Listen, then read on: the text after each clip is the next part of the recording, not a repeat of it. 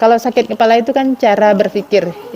Kalau depan apa yang dihadapi, kalau di atas kepala itu proses berpikirnya, kalau sebelah kanan tujuannya baik tapi harus diperbaiki, sebelah kiri masih salah berpikir. Kalau di belakang ini memori. Kalau rahang itu kan mulut, itu bagian atas. Kalau rahang atas itu berarti masalah perkataan. Kalau yang bawah itu masalah makanan. Jadi kalau kotor berarti harus dibersihkan. Jadi bersih itu bukan zahir aja. Jadi bersih batin juga.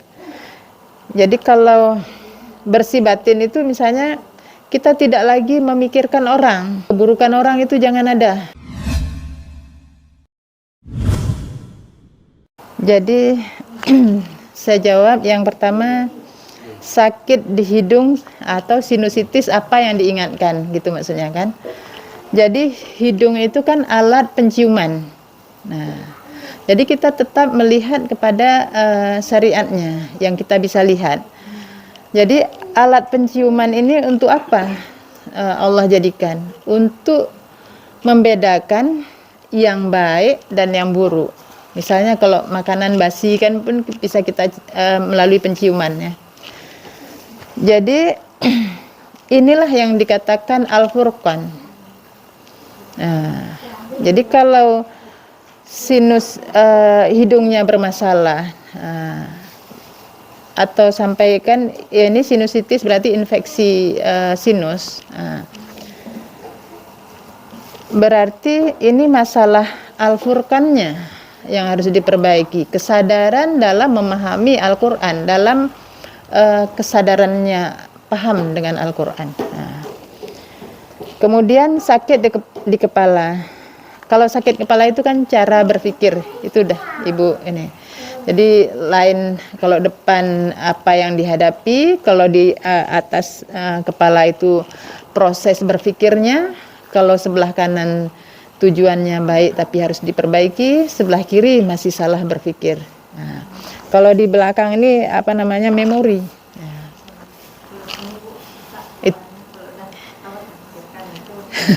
Ini udah lain, udah dada, udah rasa.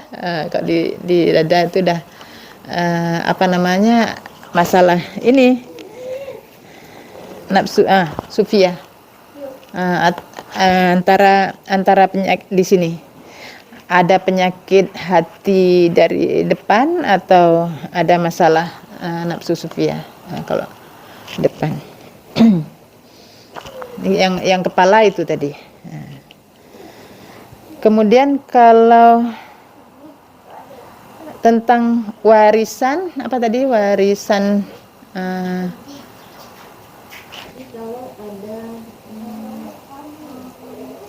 tentang warisan orang tua di dalam tubuh kita, kemana kita harus membawanya? Warisan orang tua ini kan banyak. Kalau ilmu yang tidak baik maksudnya ya, itu dibuang. Kita berlepas diri dari itu. Jadi dengan apa caranya? Adalah dengan perkuat tauhid. Kita pelajari ilmu mengenal Allah. Kita kenal Allah, itu insya Allah tauhidnya pergi sendiri, karena cahaya dia akan menghilangkan kegelapan. Jadi nggak perlu dibawa kemana-mana ya, jadi dengan kesadaran aja. Terus yang bertanya tentang kampung halaman kita yang sebenarnya itu akhirat ya, iya, itu nggak salah lagi, memang itulah kampung kita. Yang namanya kampung itu tempat tinggal dan tempat seterusnya, nggak ada ininya. Itu ya. Kemudian rahang sakit untuk mengunyah dan kulit gatal. Kalau rahang itu kan mulut, itu bagian atas. Kalau rahang atas itu berarti masalah perkataan. Kalau yang bawah itu masalah makanan. Terus kalau gatal pada kulit. Gatal itu kan disebabkan oleh kuman atau virus. Jadi itu karena apa? Sebabnya karena kotor, gatal itu. Jadi kalau kotor berarti harus dibersihkan. Jadi bersih itu bukan zahir aja, jadi bersih batin juga. Jadi kalau bersih batin itu misalnya kita tidak lagi memikirkan orang. Nah, bagaimana isi orang itu, keburukan orang itu jangan ada sama kita. Langsung tasbih, subhanallah. Terus apa lagi tadi? Makna tangan di atas lebih baik daripada tangan di bawah. Ada hubungannya. Artinya memang begitu. Jadi kemuliaan itu juga. Jadi karena Allah menyuburkan sedekah, itu artinya kenapa? Dianjurkan bersedekah itu supaya kita apa? Orang Islam ini kuat ukhuwahnya. Jadi kita diberi, kita bisa bantu yang lainnya lagi. Jadi kekuatan itu di ini. Makanya riba tidak boleh, tapi sedekah disuburkan. Dan ini yang tangan di atas gitu, hubungannya kuat tuh. Karena yang memberi itu punya apa namanya, kelebihan, kekuatan. Sedangkan yang menerima itu kan di bawah. Tidak salah kalau dia menggunakan, tapi artinya lebih baik dia menjadi pembersih untuk harta itu, untuk harta sedekah yang menerima itu. Paham ya? Ya. Jadi sakit kita setiap sakit terus kita istighfar dengan kita sadar, oh ini yang diingatkan Allah, dihilangkan. Itu memang begitu. Tujuan Allah kasih sakit itu supaya kita sadar. Begitu kita ingat, kita sadari, maka dihilangkan oleh Allah. Karena memang sebenarnya Allah itu sayang sama kita. Tujuan dikasih sakit itu karena tanda cinta, tanda kasih sayang. Supaya apa? Untuk orang beriman nanti nggak dapat siksa di sana. Jadi di dunia ini untuk dibersihkan, itulah caranya dengan cara sakit.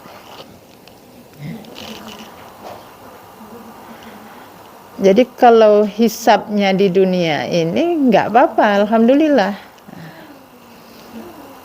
Terus ada lagi? Saya mencoba menjaga hati, menolong orang. Akhirnya saya susah sendiri. Akhirnya susah sendiri. Itu karena apa? Kita nggak ada benteng. Benteng kita masih lemah. Makanya kita buat pagar. Subhanallah. Setiap apapun yang kita hadapi, subhanallah. Sebelah kanan, alhamdulillah. Kepemilikan itu semua punya Allah. Harta, tenaga, ilmu yang kita terima, yang kita beri, yang kita kerjakan punya Allah. Kesadaran itu. Wala ilaha illallah. Sandaran kita itu Al-Quran. Allahu Akbar. Semua yang terjadi itu kehendak Allah. Jadi kembali ke pagar. Jadi harus buat pagar. Kalau kita nggak buat pagar, itu nanti kerasukan. Kerasukannya kan iblis itu sekarang dipakai akal kita, rasa kita pikir kita. Jadi pagarnya subhanallah. Tadi udah Ibu jelasin ya. Walhamdulillah wala ilaha illallah Allahu Akbar. Nah, ini kesadaran ini bahwa semua sudah diatur oleh Allah, semua milik Allah. Sandaran kita itu Al-Quran. Semua yang terjadi Allah yang berkehendak. Ini pertama, buat pagarnya. Terus buat baju besi. Masih ingat baju besi?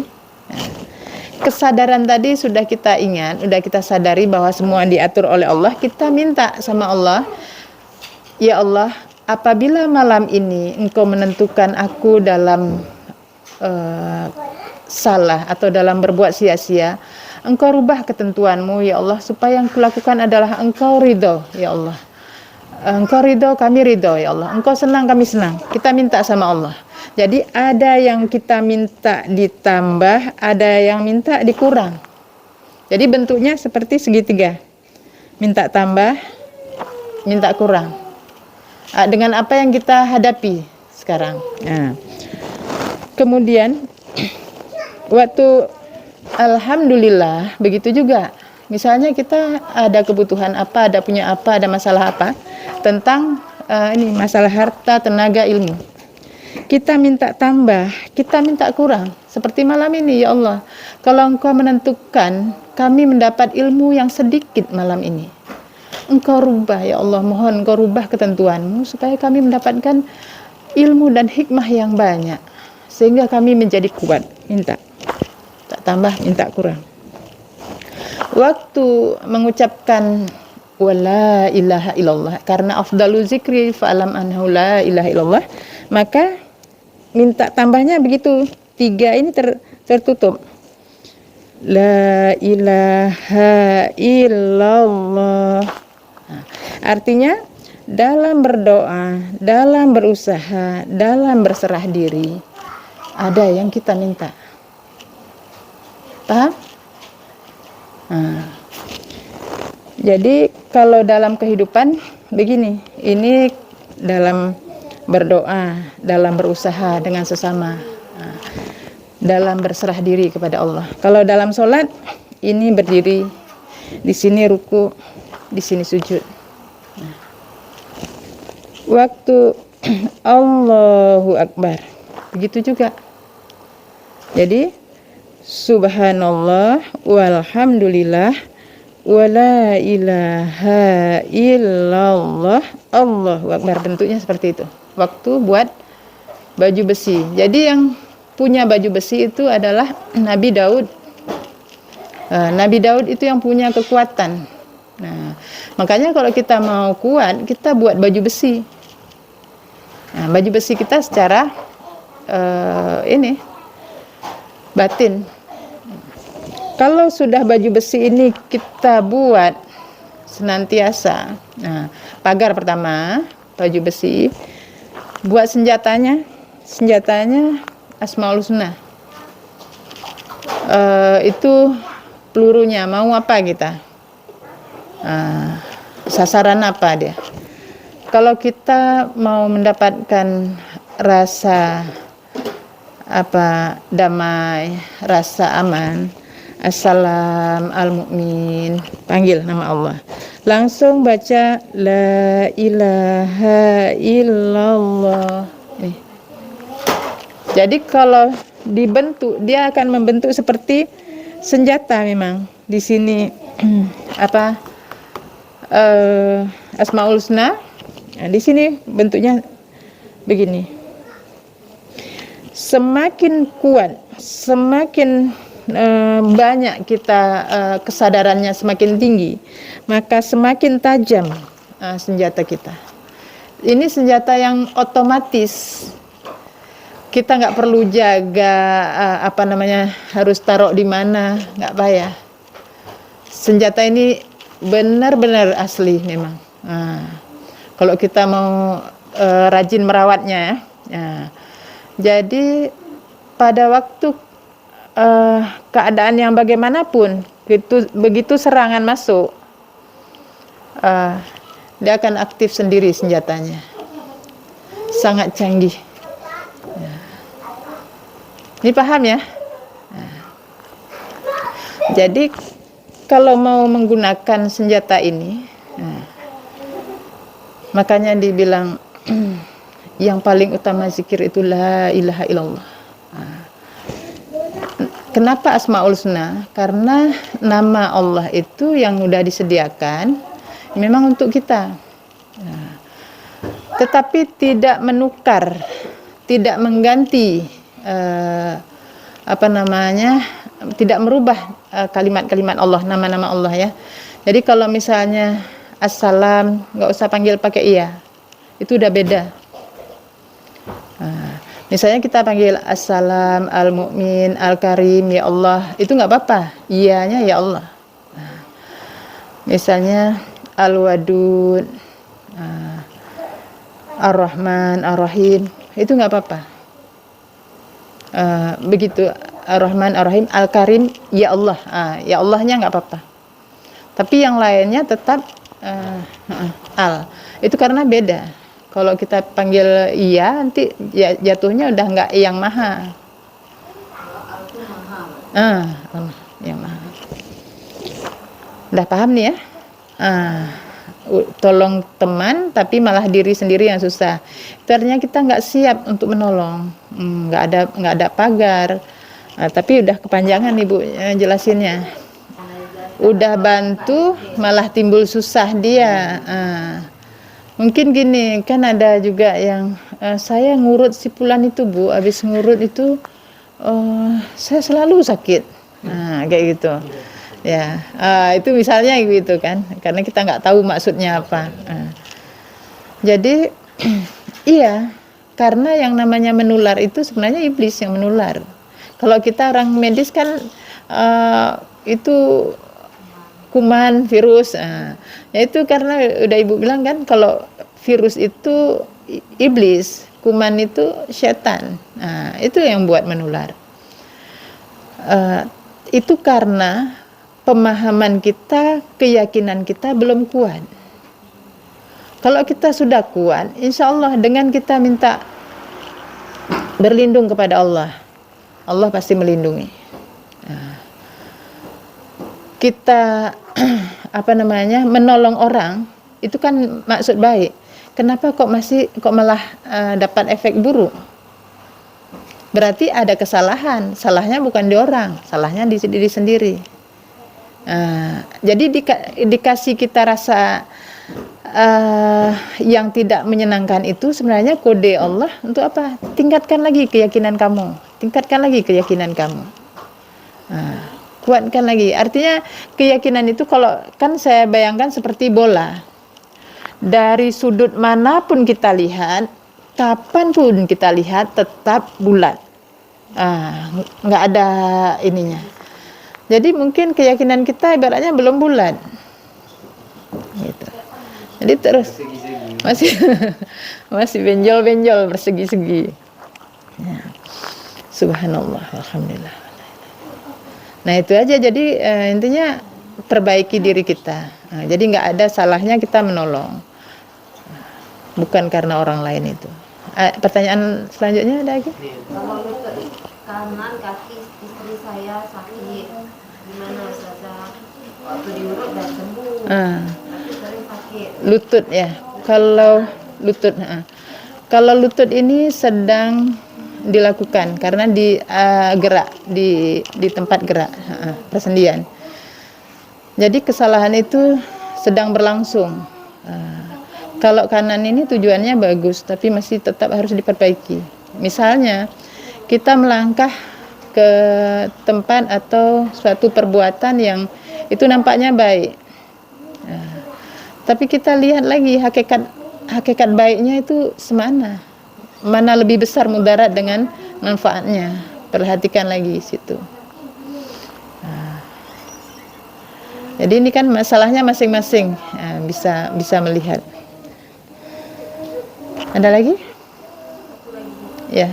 Izin menyimak, tapi maaf belum begitu paham. Maksudnya kita yang menerima sedekah diinfakkan lagi dengan cara yang menyenangkan. Iya. Jadi kan Ibu bilang beda sedekah dan infak. Kalau sedekah itu menghilangkan bencana yang memberi. Kalau misalnya kita dalam takdir hari ini kita misalnya kejatuhan kelapa gitu. Tapi karena kita ada bersedekah, Allah hilangkan bencana itu sehingga tidak terjadi. Tetapi apabila yang menerima itu langsung dipakai untuk dirinya, itu dapat bagian walaupun tidak sebesar itu. Tapi misalnya apa, apa namanya, hal yang tidak menyenangkan, misalnya tertusuk duri lah atau apa gitu. Jadi yang seperti itu walaupun sedikit, kalau banyak kan tidak, lama-lama jadi besar juga. Itu sedekah. Sedangkan infak itu seperti menanam sebatang biji, bercabang menjadi 7, setiap cabangnya 100. Jadi balasan itu 700 kali lipat. Itu Allah balas dengan banyak kebaikan. Bisa jadi kesehatan, bisa jadi apa namanya, ilmu, bahkan kadang harta dan sebagainya, semuanya bisa jadi Allah sebagai balasan itu. Tapi kalau memang sedekah itu biasa ini kita tahu juga, misalnya orang berobat ke saya nih ya. Orang berobat, dia akan cari sembuh. Dia memberi itu dengan tujuan. Kalau infak tidak ada tujuan, dia hanya menyenangkan. Jadi kita misalnya memang mau senangin aja, itu infak nilainya. Itu sedekah bisa. Jadi kalau infak memang nggak ada ini, cuma senang aja. Nanti ini kan dia berbunga hatinya, senang nih kita kasih ini. Itu infak. Jadi tadi udah Ibu jawab sebenarnya di awal tadi. Dengan kita banyak bersedekah itu untuk kemakmuran sebenarnya. Jadi untuk apa namanya, hubungan silaturahmi yang baik. Jadi misalnya begini, saya orang berobat dikasih ke saya, saya ambil, saya gunakan untuk hal apa yang menurut saya, yang ini layak dipakai, diberi, yang ini. Sehingga apa? Kita dalam mengembangkan agama ini kuat. Tuh, dalam hal sedekah. Jadi pun kita hubungannya itu semakin bagus. Jadi kita yang menerima itu sebagai penyaring. Jadi saringan. Misalnya Nurun yang kasih Bu ini sedekah saya. Saya akan pakai itu sebagai sedekah. Terus saya pergi ataupun adalah yang ini saya berikan. Jadi ada hubungan. Jadi yang sana saya berikan itu udah infak, nggak sedekah lagi. Jadi saringannya di yang pertama, gitu. Waktu saya berikan. Misalnya musibah-musibah yang melalui sedekah itu nggak sampai. Kan udah disaring. Karena apa yang saya berikan itu udah dalam bentuk infak untuk biar senang dia gitu. Udah paham nih ya? Jadi nggak ada. Iya, ya. Jadi bisa jadi dalam sedekah itu juga ada infak. Contoh orang berobat, kan sebenarnya kasih segini juga udah wajar gitu misalnya. Tapi karena biar seneng lah, gitu kan, biar seneng lah kita kasih. Nah itu ada infaknya, itu nilai infaknya. Ya, dapat dua-duanya. Maka dalam memberi, apakah itu zakat, apakah itu sedekah, berilah dalam bentuk infak. zakat bisa juga. Dalam bentuk infak, iya, dalam bentuk infak artinya menyenangkan. Kalau kita memberi dalam bentuk menyenangkan itu yang namanya infak.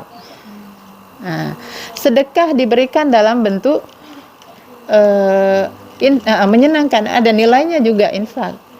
Kita yang dapat, yang memberi. Paham nih ya? Ditanya, Bu, ada dalilnya? Ada. Jelas. Pastilah dalil petunjuk Allah itu dalil yang kuat. Cuma kita suruh baca dari awal sampai habis nanti.